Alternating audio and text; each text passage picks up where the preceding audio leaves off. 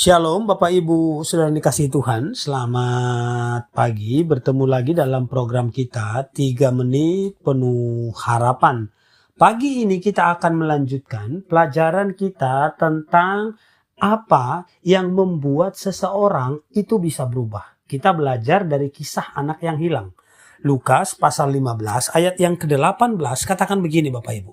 Aku akan bangkit dan pergi kepada Bapakku dan berkata kepadanya, Bapa, aku telah berdosa terhadap surga dan terhadap Bapa.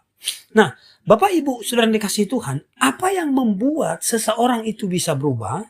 Jawabannya seringkali bukan nasihat, bukan teguran, melainkan rasa sakit. Nah, dalam kisah anak yang hilang, perubahan tidak terjadi saat ia menikmati harta warisan. Ia tidak berubah ketika hidupnya penuh kesenangan.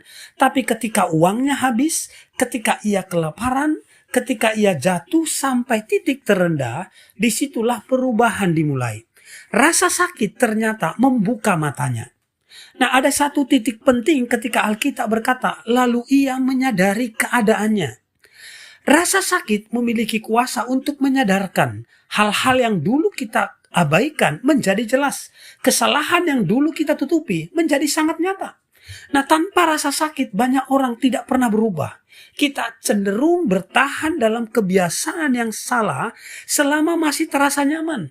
Tapi ketika hidup mulai menyakitkan, kita dipaksa untuk mengevaluasi arah hidup kita. Nah, rasa sakit itu seperti alarm rohani. Ia membangunkan kita dari tidur panjang. Ia mendorong kita untuk berhenti, berpikir, dan akhirnya mengambil keputusan yang benar. Seperti anak itu, ia tidak hanya sadar, tapi ia berkata, aku akan bangkit. Nah, disinilah letak perubahan sejati. Bukan hanya merasa sakit, tetapi merespon rasa sakit itu dan kembali kepada Bapa. Karena rasa sakit tanpa respon hanya akan menghasilkan kepahitan. Tapi rasa sakit yang membawa kita kepada Tuhan menghasilkan pemulihan. Ada satu kalimat bijak berkata begini Bapak Ibu. Rasa sakit yang kita hindari seringkali adalah pintu menuju perubahan yang kita butuhkan. Nah, kesimpulan firman Tuhan buat kita di pagi hari ini, jika hari ini Anda merasakan sakit, entah karena kegagalan, entah karena kehilangan atau kesalahan, jangan buru-buru lari darinya. Bisa jadi itu adalah cara Tuhan menarik Anda kembali.